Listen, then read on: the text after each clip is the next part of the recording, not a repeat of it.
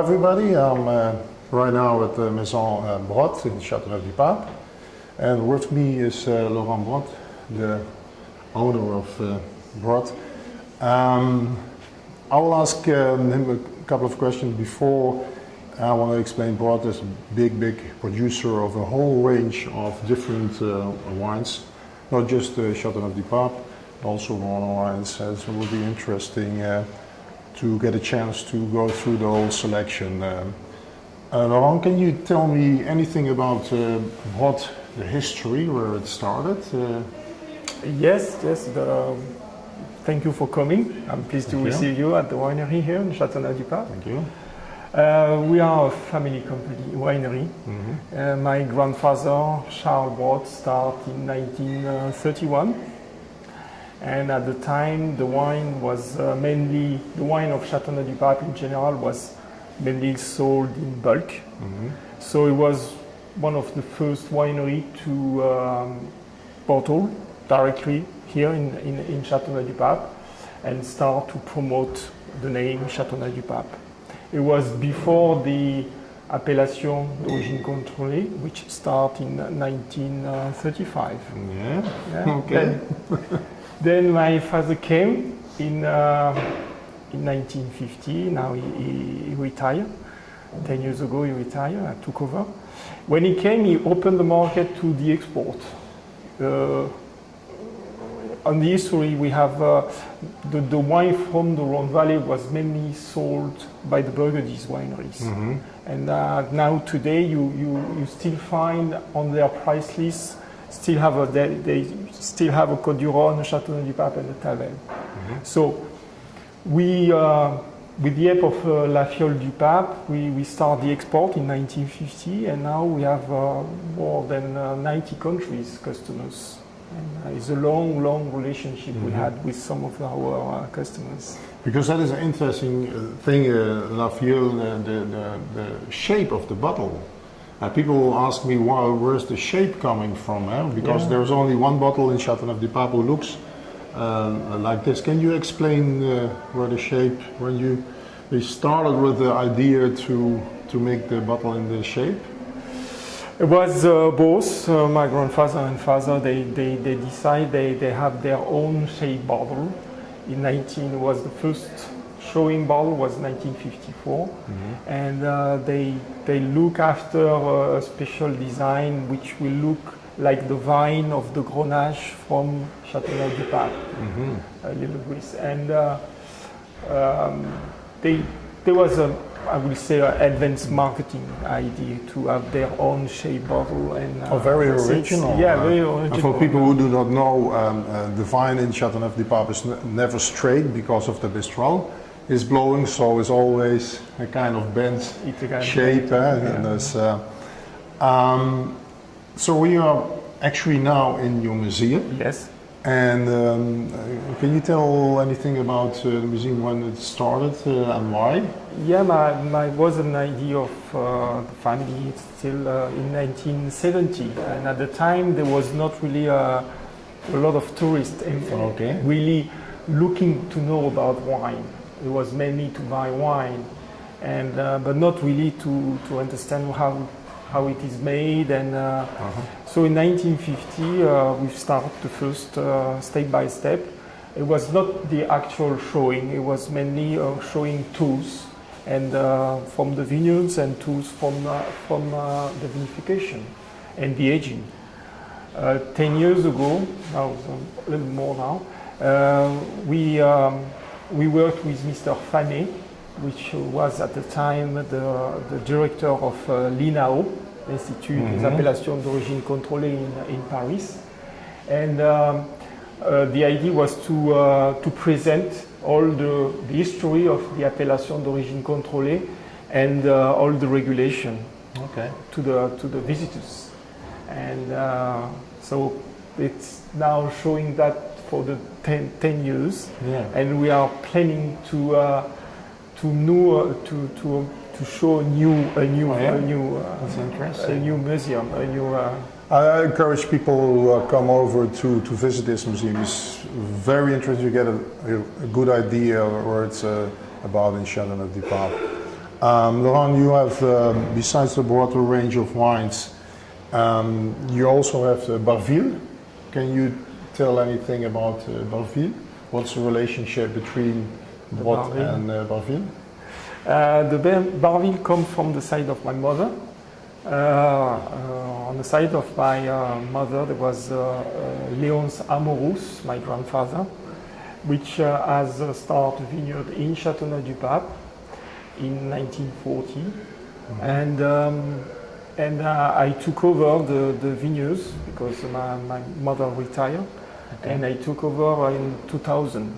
So we've been building the qualities year, and I'm really lucky to work with vine of Grenache, which were planted in 1964.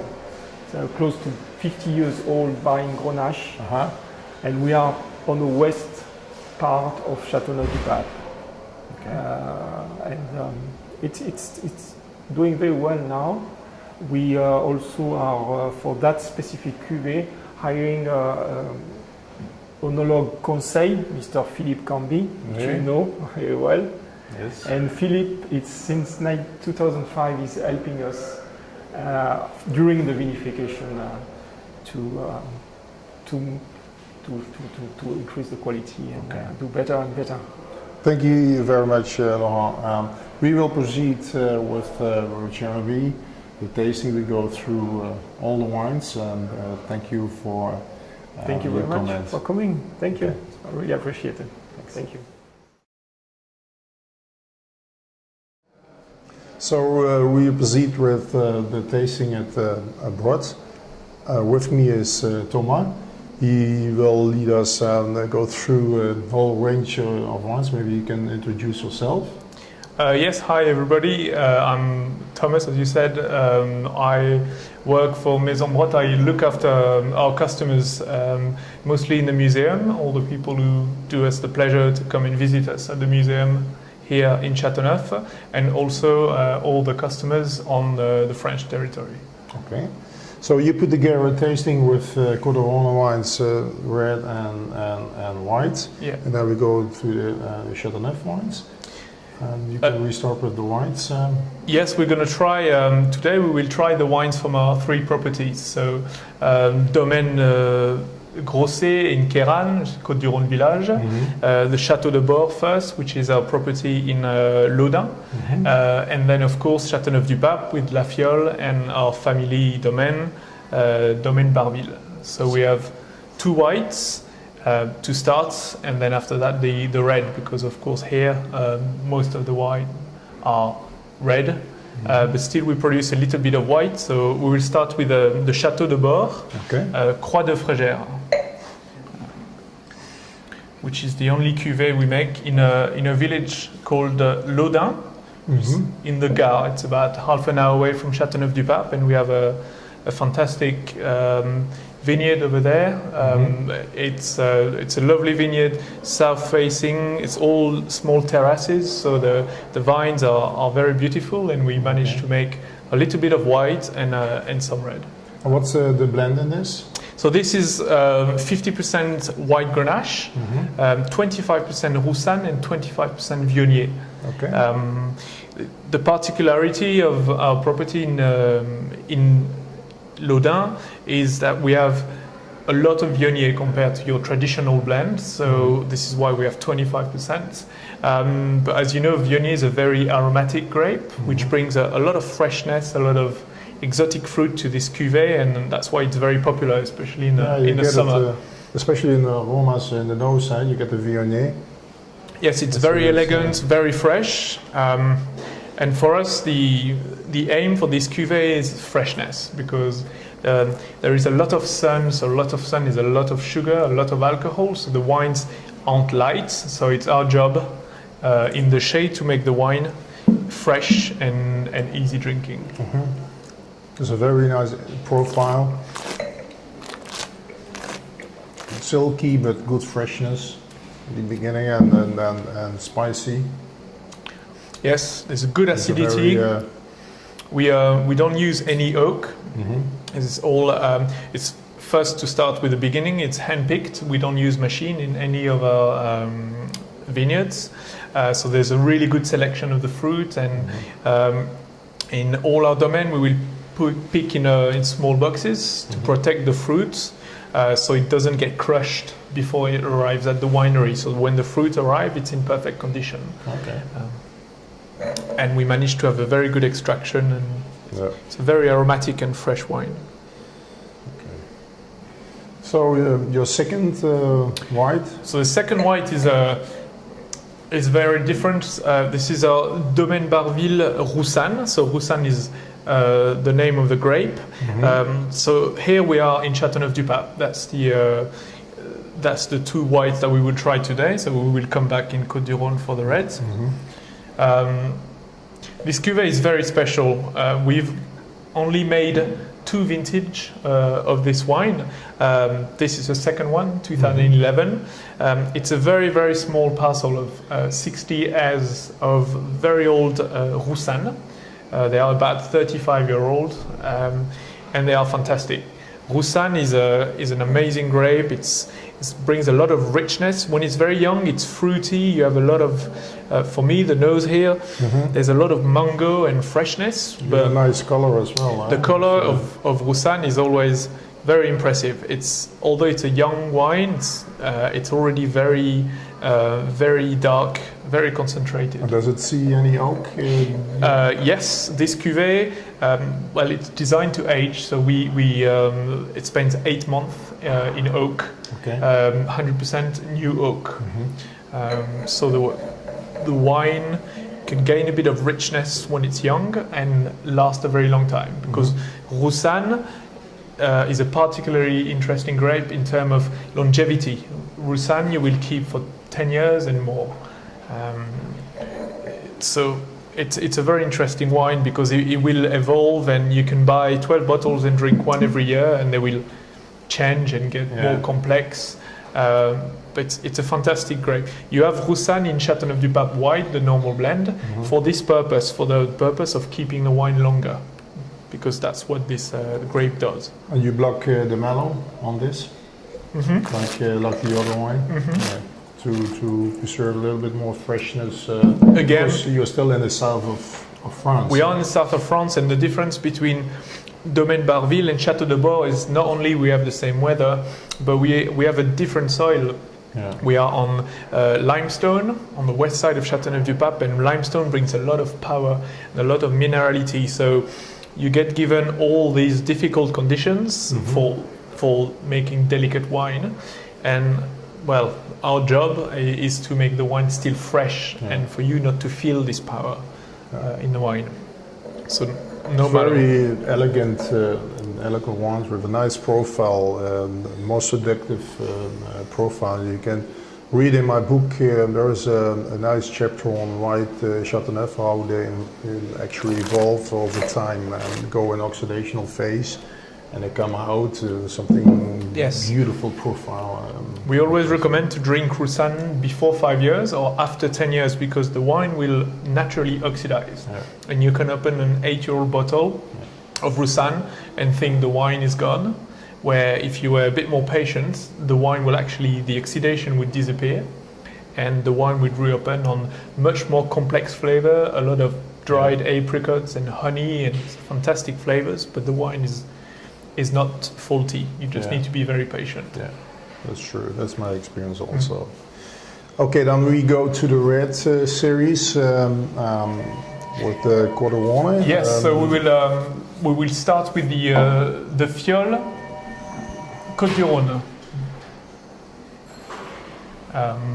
You can pour it for you and for us. So La Fiole Côte-du-Rhône is obviously the daughter, should we say, of La Fiole du Pape, which you presented earlier on with Laurent. This bottle was launched last year, so it's a very, very young bottle for us, but it's a very exciting project.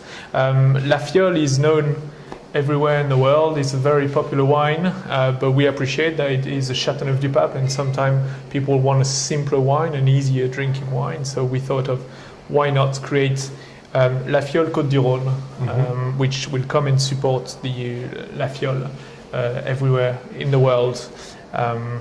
It's we wanted to keep the style of La Fiole in terms of the easy drinkiness of the wine. For us, this bottle must not be too complex. It must just be round, elegant, have fruit, and just be ready to drink when you buy it.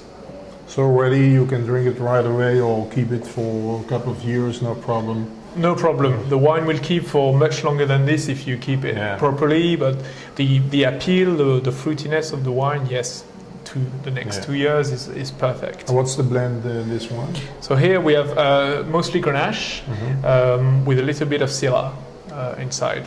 It's about 70-30.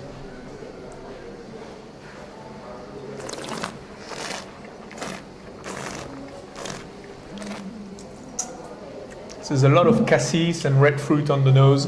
It's very elegant. It's a nice spiciness, which is typical from the Rhône wine of this region. So we've kept the style of the house, of La Fiole, and of the region, but by making something lighter. Yeah, and it's very drinking approachable. very well right now, and still it has an interesting palate. It's not too lean or just fading. It's a serious wine.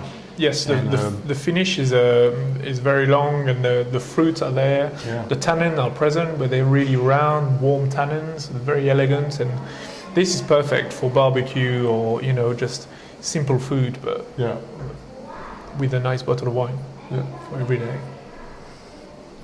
So interesting. And we will try the two other Côtes du Rhône village now. So we start with the Laudan, because Laudan is a slightly more delicate terroir than Queyranne. So what's the difference between the Laudan and the Queyranne in general? What do you think? Well, in general, Queyranne would be on sandstone. There's a lot of sand or sandstone or clay. But that's particularly where we are. Which bring quite a lot of minerality, complexity to the wine, still a bit of power. Where the Château de Bord is in Laudan, we have a lot of, it's a very, very old soil. There's a lot of old oyster shells. It's very mineral, so it brings a lot of natural freshness to the wine. And without talking about Grosset first, but the age of the wine is very different as well. We will see that it's a very old vineyard in Queyranne. Here we have vines between 25 and 30 years old. So again, there's more freshness into the wine, a bit more production. Like the white, we don't use machines. We only harvest by hand to have a very good selection. So we will select in the vineyard, pick in small boxes again, have another selection in the tractor to make sure everything in the boxes is perfect, and a final selection here in Châteauneuf in our winery. So we really have put a lot of effort in the quality of the fruits that will go in this wine. We green harvest. I mean, we cut some grapes when they're still green, so we reduce the natural production of the vine. And there's mainly Grenache in this as well? Yes, this will be 60% Grenache, 40% Syrah. So still quite a bit of Syrah. And it's vinified in a traditional way. So meaning for most of the cuvée, we will be in foudre, so the big oak cask, and concrete tanks. Only part of the Syrah will go in small barrels because the Syrah is more powerful, so we need to tame it a little bit to make the wine approachable. But Grenache, it's fruity, it's not overly powerful, so we can put it in big old container of oak. We don't really need too much oak intervention for this. Oh, it's a well-structured wine. It's a serious wine. I mean, it's drinking very well right now, but I imagine you can lay this away for a long time. I think it's a medium-term cellaring wine. There is a concentration. There's the body for the wine to last quite some time. We drank a few months ago a bottle from 1993, which was absolutely perfect and a fantastic wine. So it's really exciting to see that you can make such great wine in more modest terroir. That's a good thing you mentioned this, because you know, in the seminars I'm doing, I like to say judge the wine in the glass and not have a look on the vintage. You will be surprised many times that the wine in the glass is very good. If the wine has been well made, you can villages. Absolutely. We have a very small, well, we purposely reduced the yield. So this is about 35 hectoliter per hectare, where we authorized about 45, 50. Yeah. We purposely do this to have this good concentration. So we work on pretty much the same yield as Châteaneuf-du-Pape. Yeah. And now the Grosset. So there's more Vivigne and then... So this comes from a very special parcel of wine. The Domaine Grosset has been in the family for a little while now.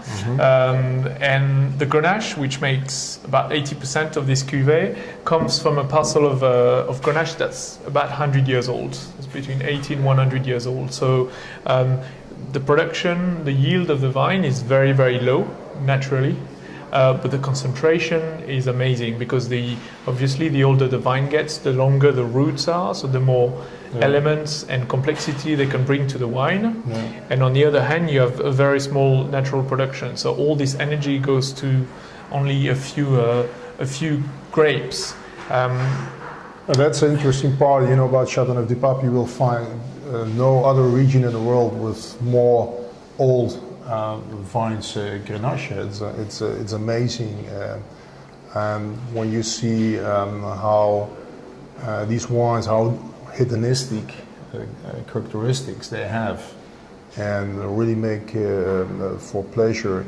And I'm talking now to some sommeliers as well, who are actually have experience with sommeliers who say, okay, Grenache, it's a grape, it's too fruity, it doesn't have the profile of Burgundy or Bordeaux wines. I'm really challenging you, and try some of these wines that you will be surprised that the quality is very hard. And despite the high average alcohol percentage, they can match with any food, any cuisine in the world. Yes, well, that's the beauty, I think, of the Grenache, because it is a powerful grape, but it's a powerful grape because we have the capability of growing Grenache, which will be picked when it's over mature, when it's absolutely perfect. So there will be a lot of sugar in the grape, therefore, logically, a lot of alcohol. But on the other hand, Grenache is also a very fruity grape. So you need to find a good balance between managing the natural power of the wine and still being able to conserve the fruitiness of the Grenache. And just have a look at the color, right? And Grenache, when you yield it 50 hectoliter per hectare, it does have a pale, very light color. But you know, you see these quality wines, most of the time they have a very nice reddish deep color, and that's a proof that they are serious with yields. They are cutting down, not waiting and just producing wines. Yes, the yield on this is between 30 and 35, so a bit lower than Château de Bord, already lower than a reference like Châteaneuf-du-Pape. I find with this wine, on the Château de Bord, you're on the red fruit family. Here, you're more on the black fruits, the jammy fruits, blackberries, cassis, and it's a very generous wine. This wine has been bottled about a month ago, so it's a very, very young vintage, but it's actually already rounder and richer than the Château de Bord, which was 2010 versus 2011. And it has a long way to go. Again, it's a bottle which you can drink now, but will be perfect in You get the 1 year time. typical taste characteristics of the old Vivigne, the spicy licorice. Absolutely. A little bit of chocolate, the truffle. It's amazing wine. It's very balanced. right now, even after such a short bottled wines. Yeah, no, absolutely, and I think it's a sign of 2011 as well, which would be a very, very good vintage. Yeah. There's a lot of fruit, a lot of minerality. It was a big vintage. We had a big production, but the quality was fantastic. And I think this is the first bottle that we, well, the first of our range that we bottled in 2011, and it's showing fantastically well. And we see that the wine is already ready and can only get better. Okay. So we go to the next one. So now we're coming back to Châteaneuf-du-Pape for the last straight. Before we talk about Domaine Barville, of course you couldn't come here without trying La Fiole again. So this is the latest release of La Fiole. As you know, La Fiole is a blend of several vintages, because when Charles Brotte created this bottle, he two things inspired him. The first one was to create a wine that was consistent. You know, he was very inspired by champagne, where in Champagne House you need to make a champagne or wine taste the same every year, and the only way to manage this is to blend young vintages with what we call reserve wine, older wines, to compensate from the typicity of 1 year and have always the same taste. And now, 60 years later, this is still the objective. When we make this wine, we want to make sure that it tastes the same. So it's a completely unique concept. In Châteauneuf, to me, it's a completely unique concept in France. If you remove the sparkling wines, I certainly have never heard of this on a cru level. But it is a very popular wine. And you produce how many bottles of this? So this will produce about 400,000 bottles every year. So it's another challenge, because if you want to make 200 bottle tasting the same every year, it's relatively easy. Now, to be able to make Châteaneuf-du-Pape of that quality year in, year out on this volume, it's a big challenge, and it's for sure a serious wine. And again, it's a little bit open-knitted. It's not too, some wines can be so bold and polished from the outside, but you do not get in the wine. And that's the interesting thing about this. And this is a very good food making one with any cuisine, even Dutch cuisine. Huh? Everything, everywhere. Dutch I mean, cheese. the success of La Fiole just proves that it's a wine which appeals to most people. And I mean, that was the second objective after consistency, was to create a Châteaneuf-du-Pape which is ready to be drunk, because Châteauneuf are very powerful wines, and you need to understand roughly the wines and either keep them for a long time or be able to appreciate how young the wine is and where it's going to be in 5, 10, 15 years time. Not everybody wants that. And that's the beauty of La Fiole. By blending old vintages, we have a Fiole which is already open, which has reached maturity. For us, when we put the Fiole in bottle, it has reached its peak. It will keep, but it won't get better. So it's really, for us, it's popularity. It has to be easy drinking and ready to drink now. Okay. That's the Interesting. That's the aim. So now we go to So if I give you that the one back. Barville. And then now we will try. So the Barville, there are three wines made.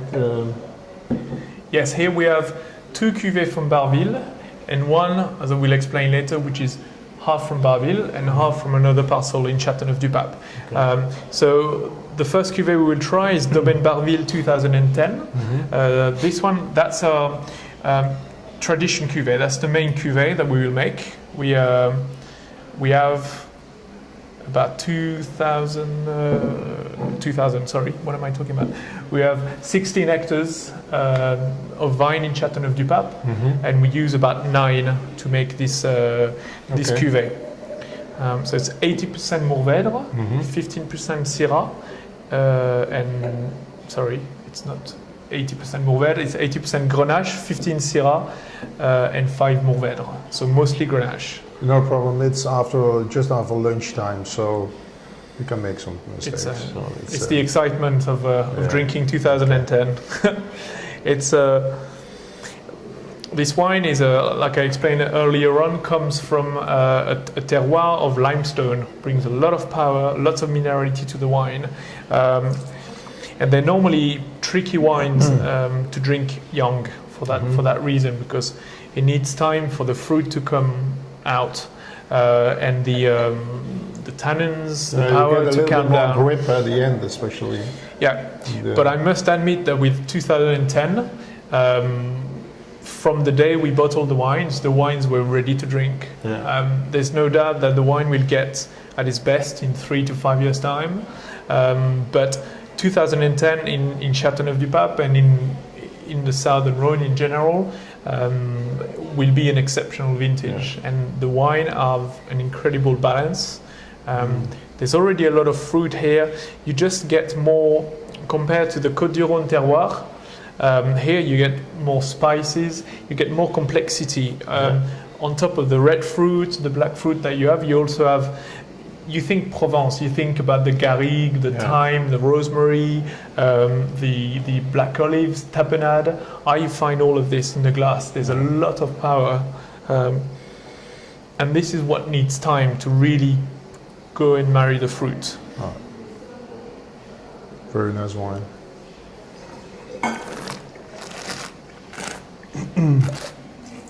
So then we go to the second. So we will try 2 of our prestige cuvées afterwards. The Domaine Barville we have tried just now is vinified the traditional way in Châteauneuf, meaning in big foudre for the Grenache, and we only use barrels for the Syrah, just to count down the Syrah, and we'll use only 1/3 of new oak, and the other 2/3 are old barrels that we buy in Burgundy, because we don't want too much power from the wood. There's enough power in the terroir. Our 2 prestige cuvées that we will try now, they're vinified, well, they age 100% in oak barrel, because they're much smaller production. We will start with the optimum. So if you look at the bottle, it's exactly the same bottle as the Domaine Barville, but with the information optimum here. Optimum is simply our best cuvée. We make about 2,500 bottles every year, so it's a very small cuvée. That's a petit cuvée, yeah. It's a very small, and we will only make it if the conditions are perfect. So it's a very time-consuming wine to make. The reason for this is roughly at this time, our head of the winery and head of the vineyard go in the vineyard together, and they will go and find the best fruit of this year. So it's a selection, vine by vine.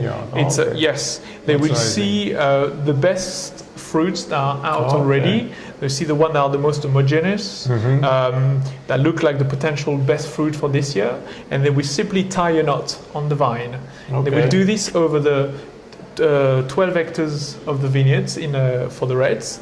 And when we send all our pickers at the end of September to pick the Domaine Barville tradition, they will be told not to touch the grapes from the vines with a knot. So we will pick the regular cuvée. It's also mainly Grenache. Here you have again 80% Grenache, but there's no Syrah. It's 20% Mourvèdre. So 80-20. So why do you put more Mourvèdre? It's meant to be. Well, I think we tend to go through. There's a lot of power in the wine. The Grenache, because they picked later. Because once we picked the first cuvée, we send the pickers back about 10 days later. So at the beginning of October, with grapes that are overripe, and they walk through the old vineyards again just to pick those few grapes left there. So there's a lot of maturity, a lot of concentration. So Grenache and Mourvèdre is enough to have a very round and powerful cuvée. And because the fruit is more powerful, we only use small barrels, because there you need more power. You need also, it's a longer aging process. It spends 18 months in oak, where the other one spends 1 year, because the wine will last longer. So this wine is certainly one to keep, especially on a great vintage. But you can taste not just because of the structure, but also because of the fruit. Actually, you taste the fruit is able to handle the oak, and that's, I think, one of the most important things in wine. When there's not enough fruit, you need to have the power, so the oak is not just what you can taste. Here, it's obvious because the wine has only been bottled 4 months ago. But imagine opening this wine in 3, 5, 10 years time, and everything will be integrated and perfect. At the moment, there's a lot of cocoa, chocolates, a bit of coffee. It's very much the spice I was talking about on Barville that you will find on this cuvée. Because of the destemming, the main part is destem, or 100%? We destem for all our vineyards. We not only destem, we use a machine called an égraineur. We are the only one to use it in Châteaneuf-du-Pape, and there is a few others in France, like, well, the most prestigious being Château Margaux. We have a fantastic machine which is very simple, but which managed to shake the grape to remove the berries from the stem without opening the fruit. It's a very simple and delicate process, because the problem for us is Grenache is picked at over maturity, so it's very fragile, and the normal process of destemming is very violent, and we realized we were losing a lot of fruit, a lot of freshness on the quality of the berries. So now we bypass this process and we use this égraineur, which allow us to have only the berries and only the perfect berries. We have a selection with 6 people afterwards also to check that what goes in the cuve is perfect fruit. And that's how we also managed to have such a good concentration at a young age. So the power here is definitely not from the stem. It would be mostly from the grapes, from the oak. And one particularity about this cuvée and the next is, because they're so small, we can afford to bottle everything in one go in very small container. So we bottle it by gravity. We bypass again all the filters. So gravity bottling and no filtration. So we leave enough structure in the wine, enough matters, if you want, for the wine to feed itself over the next years. But obviously you can taste this in the kind of slight power and very interesting. And you see that the whole line is very complementary. They are different in style, so do not try to copy the other wine, and that's very important when you're a winemaker. So the next, the last wine you prepared is... the final wine is our Vieille Vigne, which is this one here. So if Domaine Barville was really the way for us to glorify the Barville area, the soil, the grapes that we have, the weather conditions, the limestone, this is basically, Barville is... Domaine Optimum is the best way for us, the best fruit, the best production. Vieille Vigne, for me, is more a way of glorifying Grenache, as opposed to Barville, a certain terroir. The reason why I say this is to make this cuvée, we blend two different vineyards in Châteaneuf-du-Pape. About 50% of this cuvée will come from Domaine Barville, so come from old vines, so they're 60-year-old plus. The yield for this cuvée is very, very low. I think we're about 25 hectoliter naturally per hectare. we will blend 50% of Barville. Here the blend is 80% Grenache. I think we're on the same as before, 15% Syrah and 5 Mourvèdre. So the same as the traditional Barville. And the other 50% will come from a parcel we have on the east side of Châteaneuf-du-Pape, which is, as you know, a very sandy area. And they are the two best terroirs of Châteaneuf-du-Pape, the two areas, but Barville is all about power, and the sand brings a lot of delicacy to the wine. The wines are very easy to drink, very round, very elegant, and we blend those two terroirs together. There's a very long aging process. Here we're on 2 years aging, again in new oak and old oak barrel, and again no filtration, bottled by gravity. So here, for us, it's a way to show one of the best Grenache wine you can make with the terroir of Châteaneuf-du-Pape.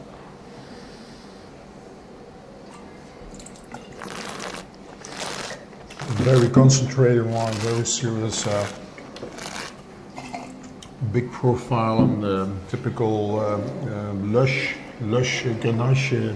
Of course, you have there's some structure going on with the oak components, but you see the sand terroir kind of smoothen everything up, but you still have a lot of power left in this. Well, thankfully, because it's only at the beginning of its life, so it's just makes us keep a few. That will be difficult even at young age. They are very drinkable, these wines.